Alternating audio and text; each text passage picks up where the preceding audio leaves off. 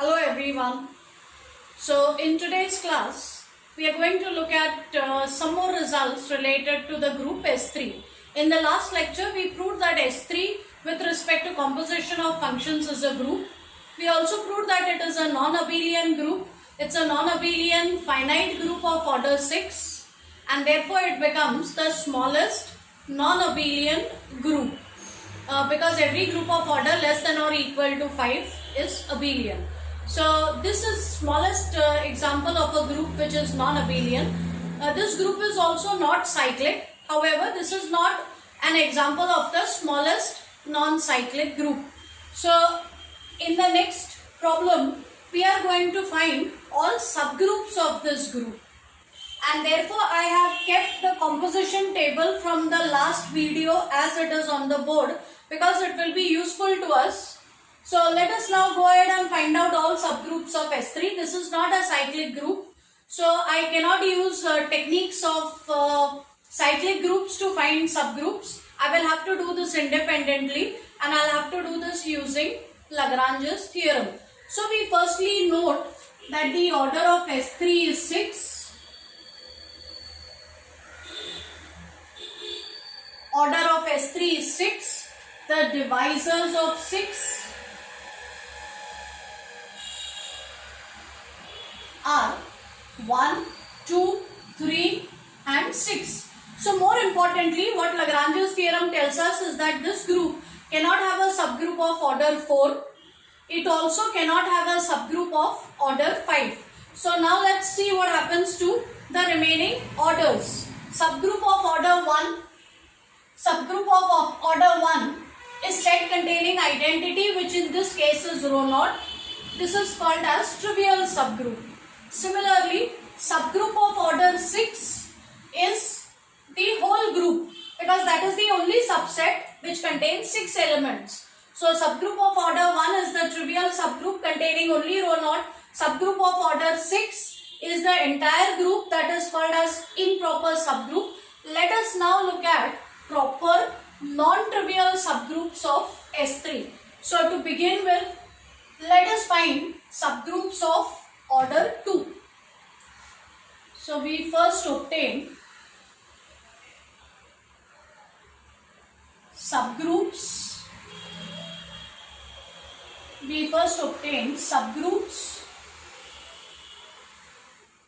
Of order 2.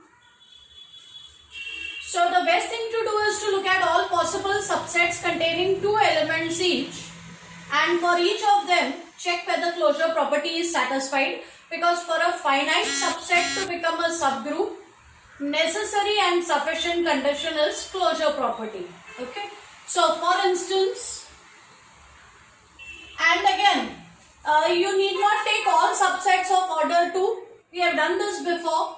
We can make a few smart choices so that we have less number of sets to deal with. If I am looking for a subgroup, identity should definitely be there. So I freeze one element as identity and I am free to choose my second element. So my second element can be rho 1, rho 2, mu 1, mu 2, mu 3. That is how I make a smart choice. So I will take my second element as rho 1. Let's make a composition table and check.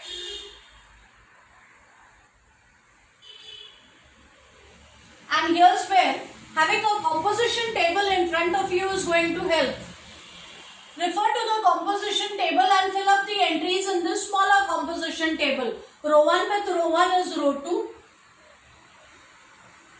And notice that this element is not in H1.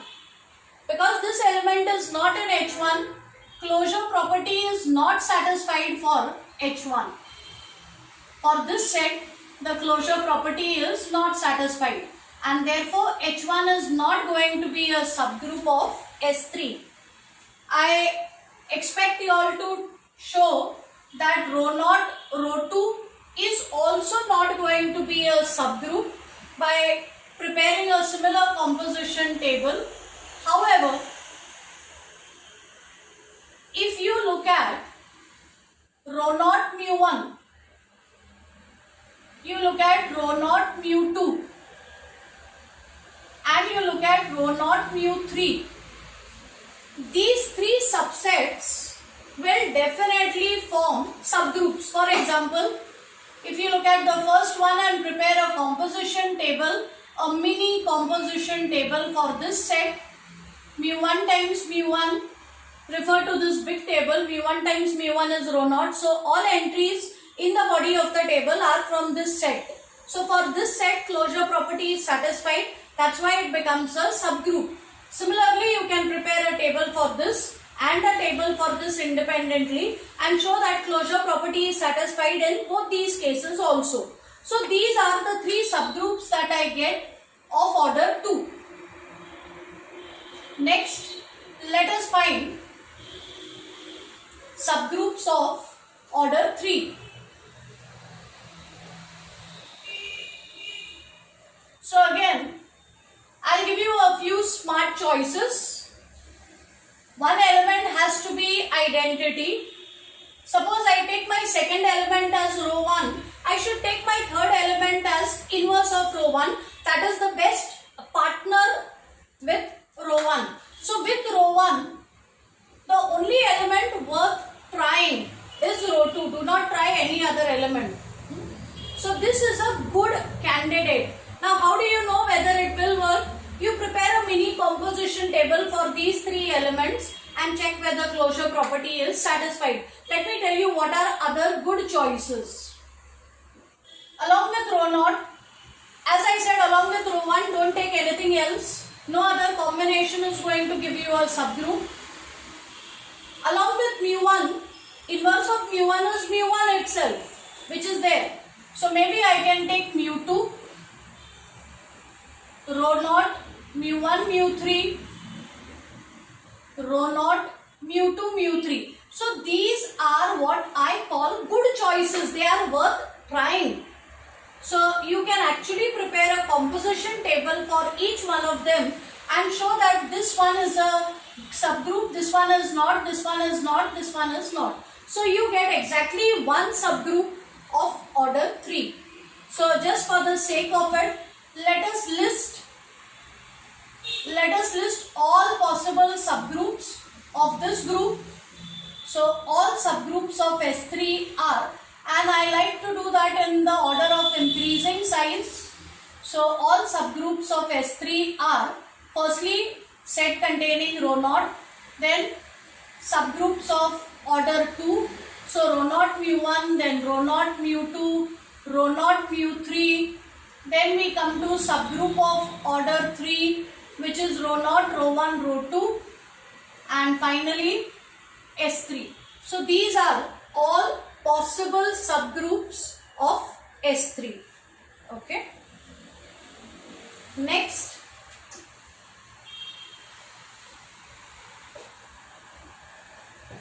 let us find elements x and y in S3 such that xy square is not the same as x square times y square. Now as I have been mentioning, if the group is not abelian, then this property may not work. So because this group is not abelian, it should be possible to find at least 2 such elements. You can actually find quite a few, but it's enough to find one pair as the problem says. So again, if I look at the composition table and I take x as say mu1 and maybe I'll take y as row 1. Let's see what happens to x into y. So in that case, x into y will be mu1 times row 1. Mu1 times row 1 is mu2. So xy square will be mu2 square, which is mu2 circle mu2, and therefore xy square will be equal to mu2 combined with mu2 is rho naught. So for this choice of x and y, xy square is so much. But let's see what happens to x square. X square will be mu1 square. Mu1 square is mu1 into mu1, which is rho naught. And look at y square. Y square is rho 1 square, which is rho 1 into rho 1, and rho 1 into rho 1 is rho 2. So if I do x square y square will be rho naught times rho 2, which will be the same as rho 2. So notice that xy square is rho naught, whereas x square y square is rho 2, and therefore xy square is not the same as x square y square.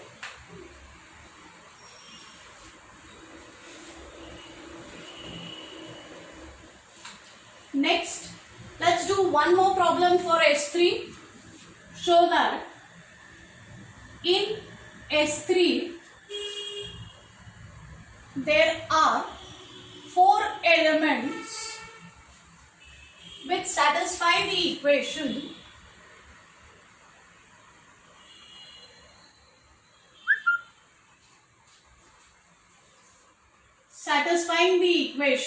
x square equal to E, and 3 elements satisfying the equation y cube equal to E.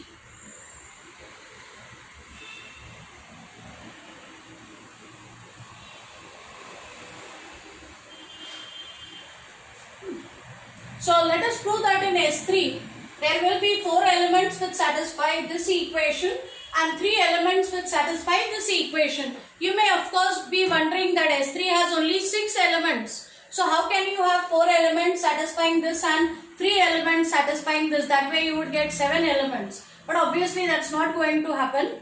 In S3 there are only 6 elements. So the only logical thing to expect or to anticipate is that there will be one element which satisfies both the equations, and you can very well guess what that identity is. If you have guessed what that element is, in fact I have given away the answer. That element is going to be identity. So let us check how many elements satisfy this equation. So look at rho naught square. Rho naught square is rho naught times rho naught, which is rho naught.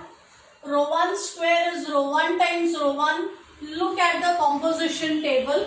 Rho 1 times rho 1 is rho 2. It does not give me the identity. Similarly, rho 2 square will be rho 1, which is not the identity. Then mu 1 square will be mu 1 times mu 1. Look at the table. Mu 1 times mu 1 is rho naught, the identity. Here E stands for the identity of the group, which in this case is rho naught. Then look at mu 2 square, this will also be rho naught, and look at mu 3 square, this will also be rho naught. So for these 4 elements, when I take the square, I get identity. So the elements rho naught, mu 1, mu 2, mu 3 satisfy the first equation. Their square is equal to identity. And now similarly, you can find out rho naught cube, rho 1 cube and rho 2 cube. So rho naught cube of course will be identity, but look at rho 1 cube. Rho 1 cube is rho 1 square times rho 1. So rho 1 square is rho 2, and therefore rho 1 cube will be rho 2 times rho 1, which is rho naught. Similarly, if you take rho 2 cube will also give us rho naught, and then you can show that mu 1 cube is not rho naught, mu 2 cube is not rho naught, mu 3 cube is not rho naught. So the only elements which satisfy the equation cube equal to the identity is rho naught, rho 1, rho 2. So these 3 elements of S3 satisfy the equation y cube equal to identity. So that's all for now. We have still not seen why we use these notations in S3, but we'll do that in the next lecture, where we will also talk about dihedral groups. Thank you.